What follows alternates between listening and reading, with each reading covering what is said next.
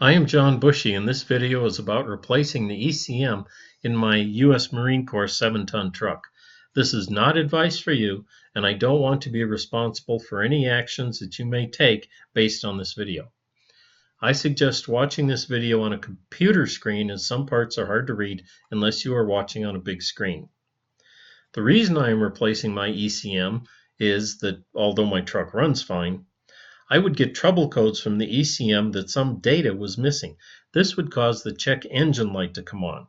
When I checked the ECM, I could see that some information was lost, like the engine serial number, the real time, and the date, as well as some other things.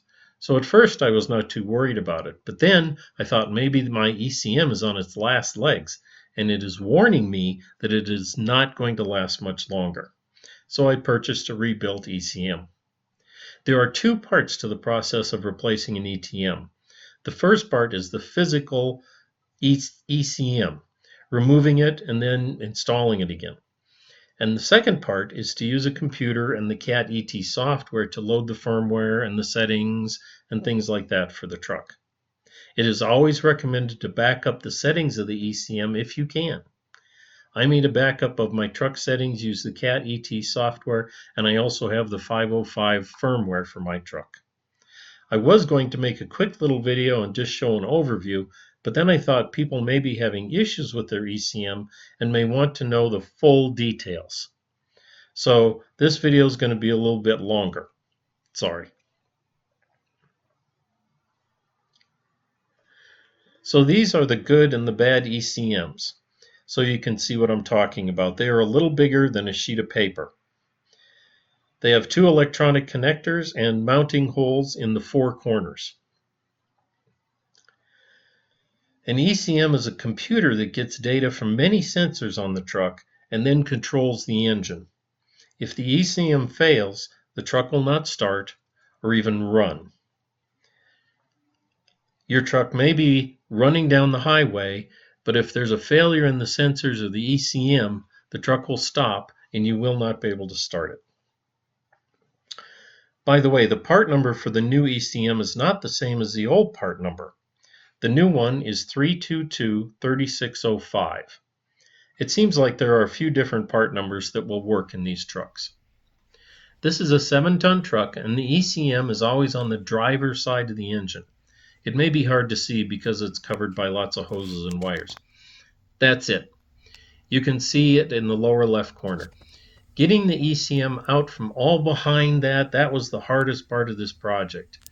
In the upper right of the frame, you can see a large washer with a nut on it. That is one of the ECM mounting bolts.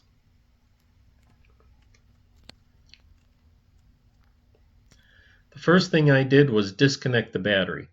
I know there's a power switch for the whole truck, but I did not want to risk the ECM. Even rebuilt ones are very expensive. This is showing the top left mounting stud. It has 3 ground wires. These need to be removed. While I was getting ready to remove the stud, I noticed that all the ground wires were loose. That might explain some intermittent issues I've had. By the way, when I get a 7-ton truck, I like to go through and check everything because I find a lot of problems. Maybe that is why the Marines sell these trucks. Lots of little things that they don't want to waste their time fixing. I also found that 2 battery terminal wires were not tight and could fall off. That could cause more intermittent issues.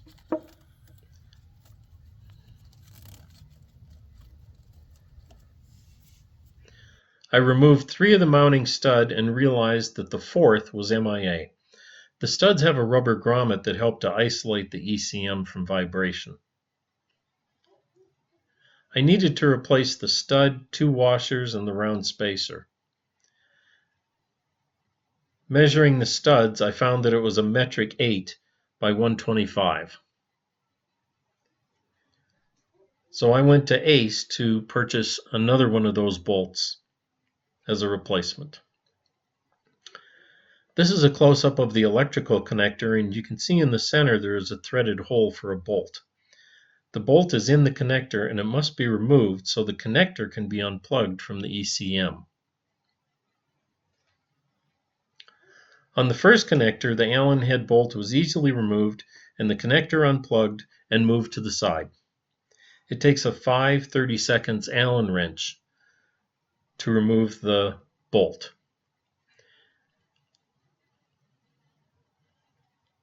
The problem was the second connector. The Allen bolt did not want to move.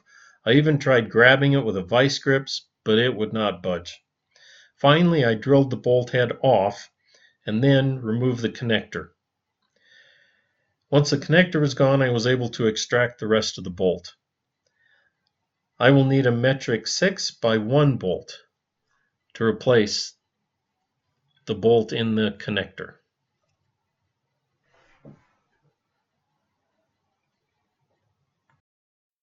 Next was the hardest part, fishing the ECM out. I looked at going up, but there's no room. I was hoping that I could get it out to the right because it looked like there was more room, but no. The only way out was to the left, and it was a big struggle. It helped to use bungee cords and tie downs to hold the hoses and cables out of the way so we could move the ECM from behind all the wires.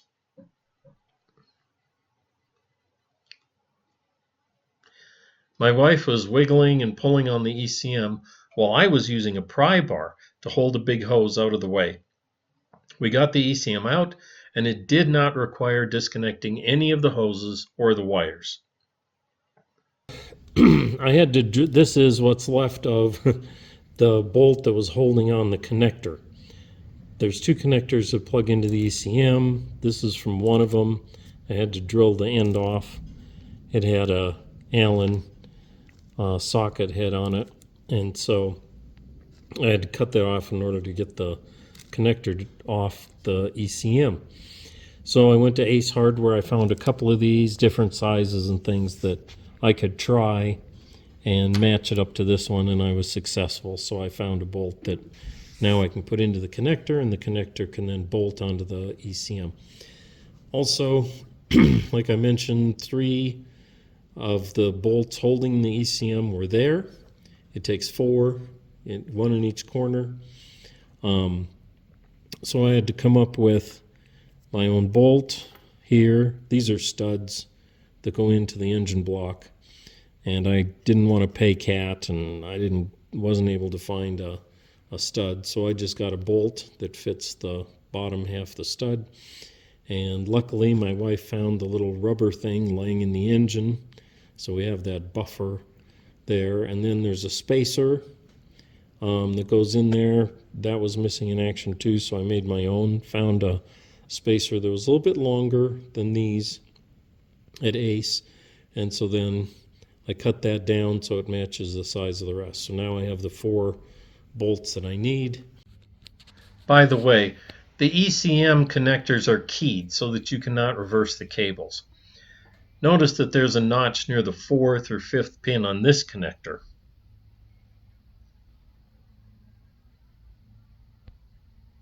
On the other connector, the notch is near the 2nd pin. So they are different and the connectors won't mate. Therefore, you don't need to worry about getting the connectors mixed up.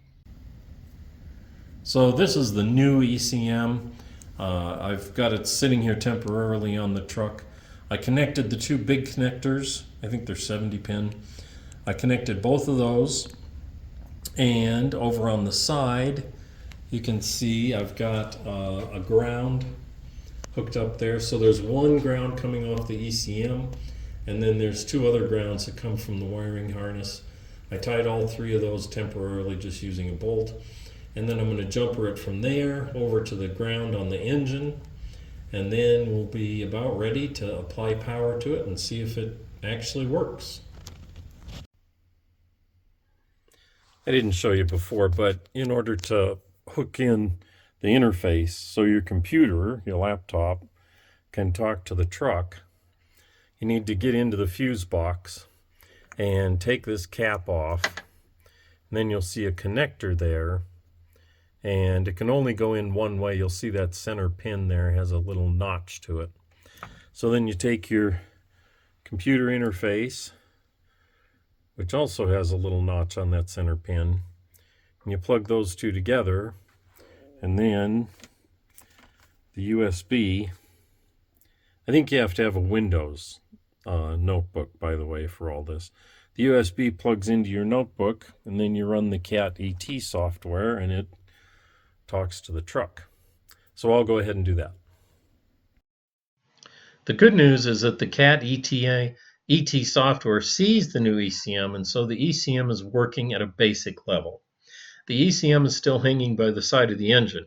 I mean, I did not bolt it to the engine yet because I wanted to do some basic checks first.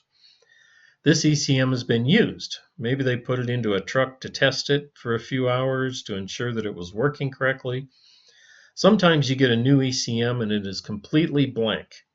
In that case, CAT ET will display a message that the ECM is empty and it needs to be loaded. This ECM says it was used in a C10 truck engine. In either case, the correct firmware must be loaded. I did not show it, but before this, I started CAT ET, went to Utilities, and clicked on WinFlash. This will load the firmware.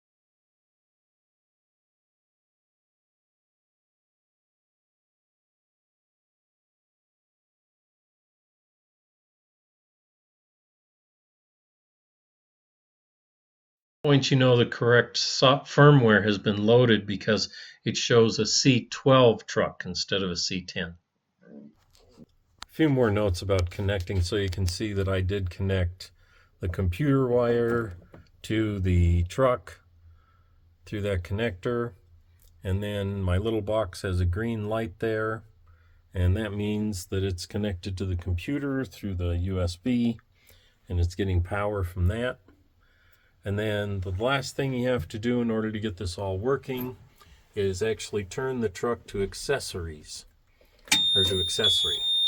And my truck's a little low on air, so it's beeping. And then you can go ahead and start the CAT ET software.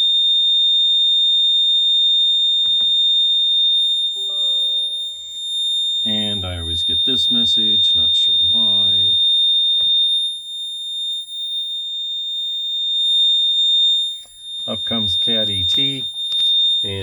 second, another light will light up. This one right here with the two arrows. And that will say that it's talking to the truck. So here it's attempting to connect.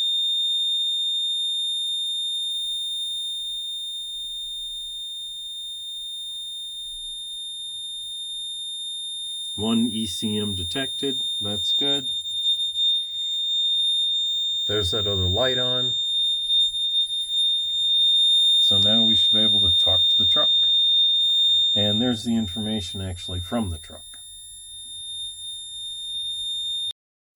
There's a part missing here where I started CAD ET, went into CAD ET, and then found the file that I'd saved all my settings in, and now that file's being sent to the ECM. And so that's what these messages are talking about.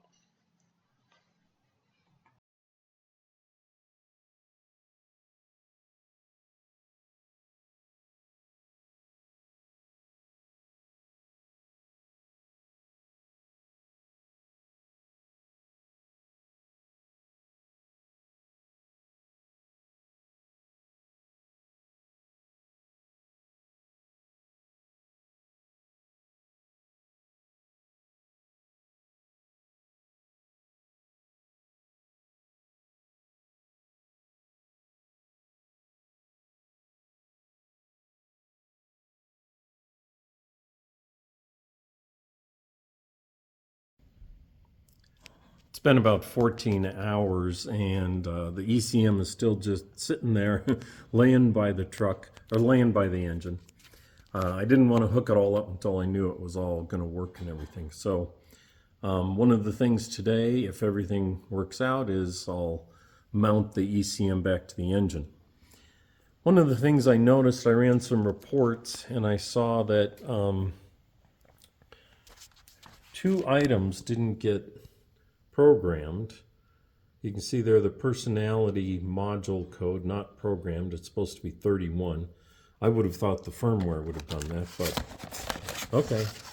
I'll go ahead and put that in. And then the other thing that's missing is the rating number. It says not programmed. It's supposed to be 1. So I'm going to do that stuff today. And I brought the computer, so I'll hook it up and get ready to change this stuff.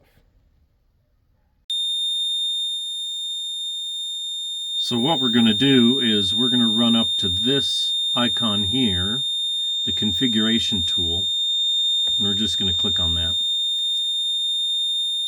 And then it's going to bring up all the settings. And you can change it from here. There's some other places you can go in the software and you can see the same stuff, but you can't change it. But if you go to configuration, then you can change stuff.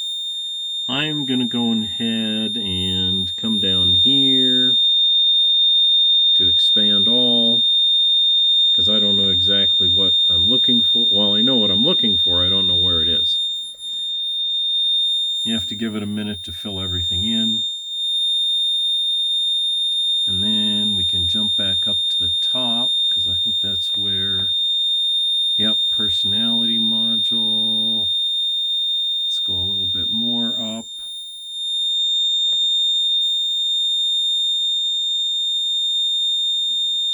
Let's see, here's the rating number.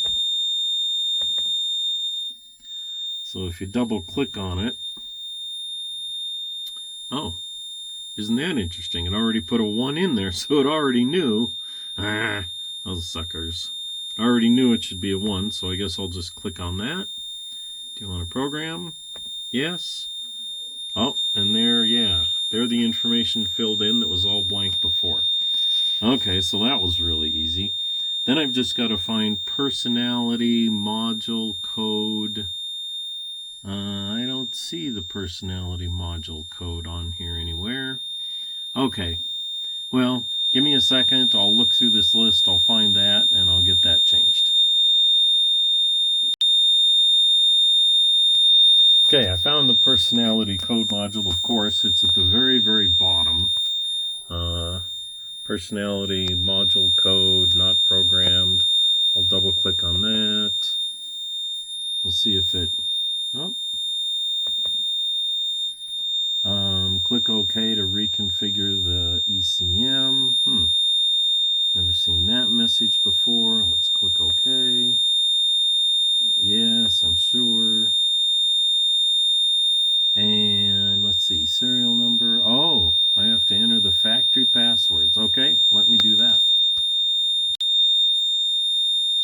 Well, that was interesting. I entered the factory passwords and I hit OK on that screen, and then it just automatically came here, personality code.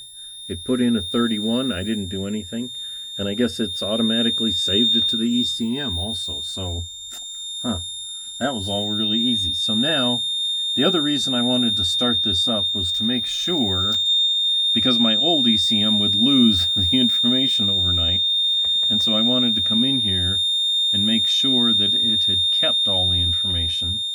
And the information I'm looking for is basically this stuff right in here. The engine serial number, the vehicle number, all that kind of stuff. That stuff would get lost in my old ECM. And so this new ECM seems to be working. It knows it's a C12 truck engine, and all the data is being kept overnight. Not a great test, but good enough for me. So yeah, the next step is to hook the ECM to the engine block, and then I will try and start the engine and see if I can get it to work. And here's the new ECM. I'm trying to maneuver it back behind all the hoses and cables and everything in order to get it mounted to the engine block. It's not easy to do, but if you just keep wiggling it and pushing it and stuff like that, eventually it will get in there. That's the hole that it needs to be mounted into. So looking at the ECM, this is the bolt holding it in the top right corner, and you can see there's a cable clamp there. That one has one. This is the bottom part. There. That's that new bolt that I put in, and it doesn't have anything on it. However, the one over here in the bottom left, it also has a cable clamp on it. So make sure you get that. And then I did pull it out and hook up the grounds. Maybe it's easier to see from this. No, I guess it isn't. So I've got all 3 grounds now connected to that bolt right there. I haven't yet plugged in that connector. I guess that's next. Okay, so I used a 13 millimeter to tighten up all 4 of the bolts on the ECM, and I put that connector back in. So I think we're all done at the ECM side of things. Now I just need to run over to the batteries and reconnect those. Okay, so we got the ECM replaced. I reconnected the batteries. I think I've done everything. So let's try and start the truck. If the new ECM is working and everything, the truck should start pretty easily. Sorry about the beeping.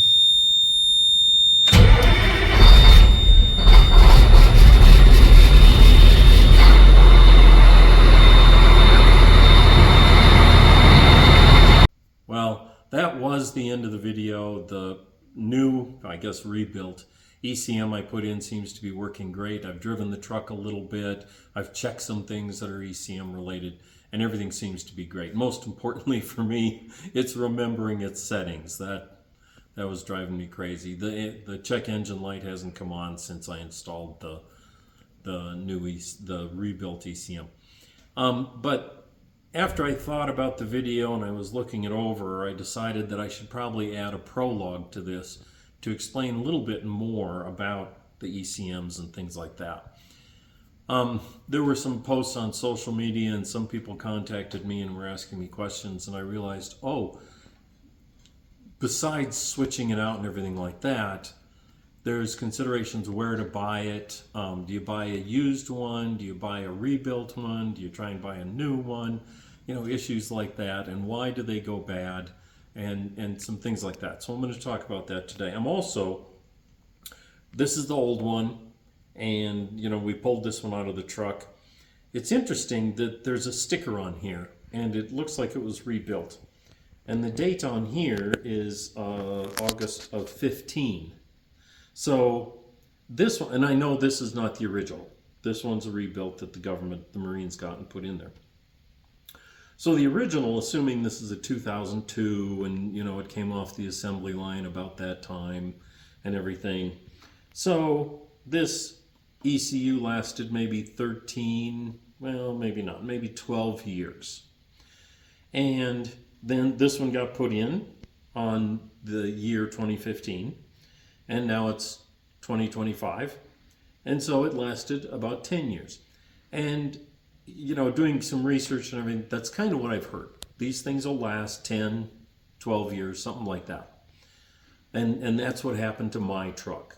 Looking on social media and doing research, that seems to be about the same. So why do these things have a 10 or 12 year lifespan? Because I'm a big fan of Toyota. I've owned Toyota trucks a lot. My mom and dad had a Toyota Corolla. Last I heard, it had 500,000 miles on it. I don't think they ever replaced the ECM. So what's going on? I mean, do regular cars replace their ECM every 10 years? I don't think so. And I did some research, and it kind of seemed like the average life of a Toyota ECM, I don't think they call it that, but the computer inside the engine, it was lasting about 25 years. So what's the deal with these? I did some more research, and first of all, these things are sealed. So you can't really get in there to see what's going on. They have kind of an RTV around the whole thing. It splits in half, basically. The cover will come apart, and then there's a circuit board in here. They sealed the whole unit with this RTV all the way around, so it's kind of a pain to get open.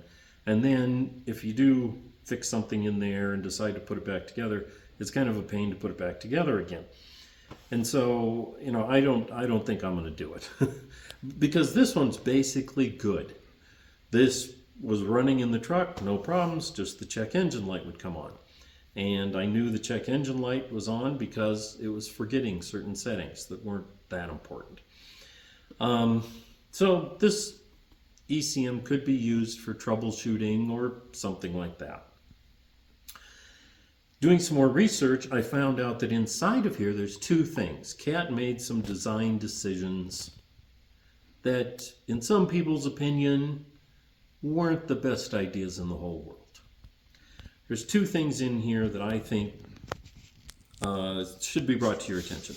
The first thing is they're using memory that keeps its memory when there's no power. The type of memory they used maybe wasn't the greatest memory. And it's a similar memory to maybe what's in your phone. If you turn your phone off, it doesn't forget everything.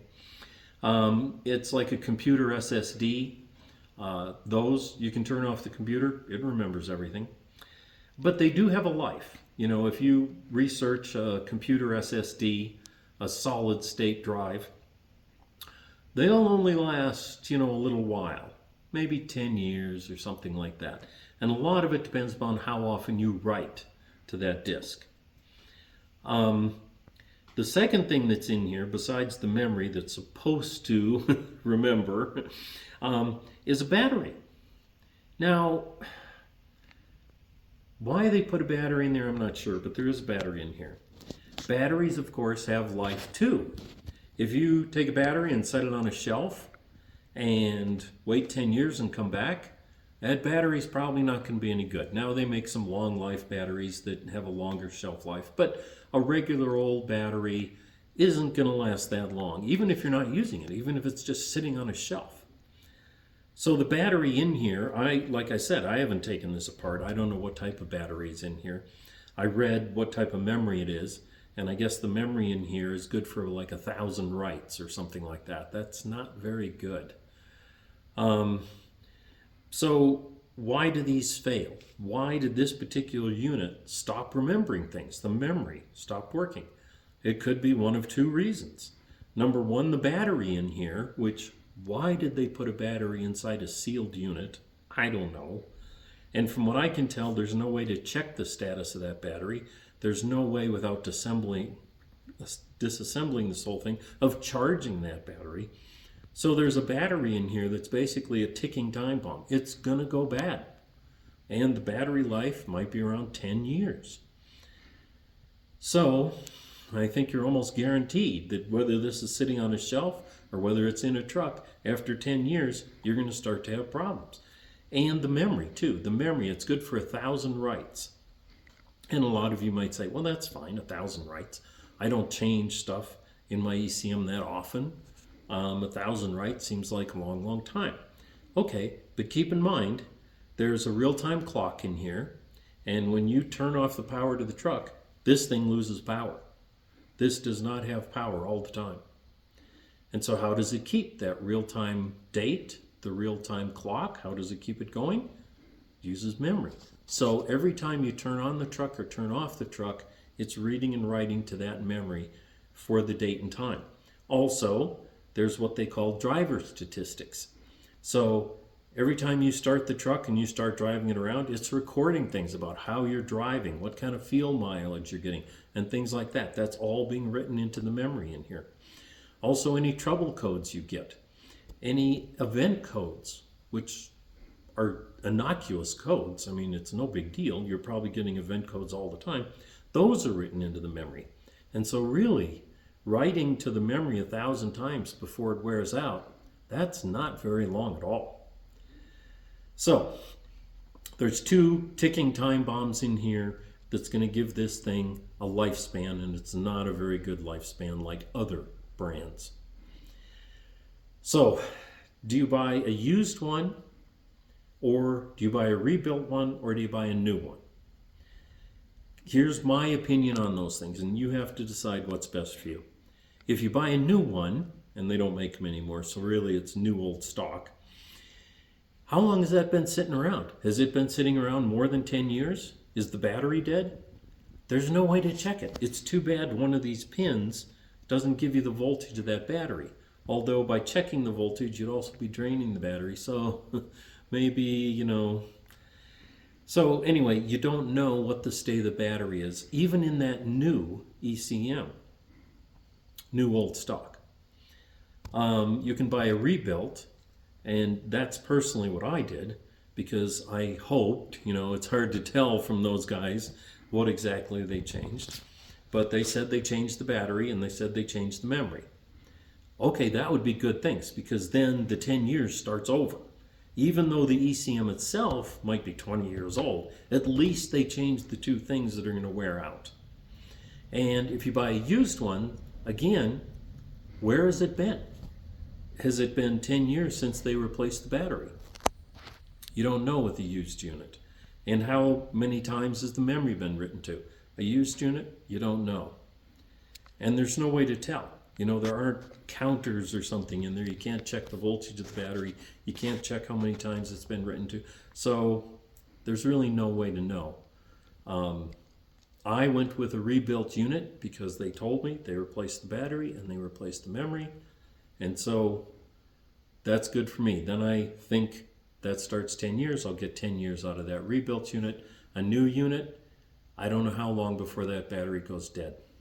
And I don't know if the battery gets charged. It's possible that through these connectors, when you turn the truck on, that it's feeding a little bit of current into that battery to charge it.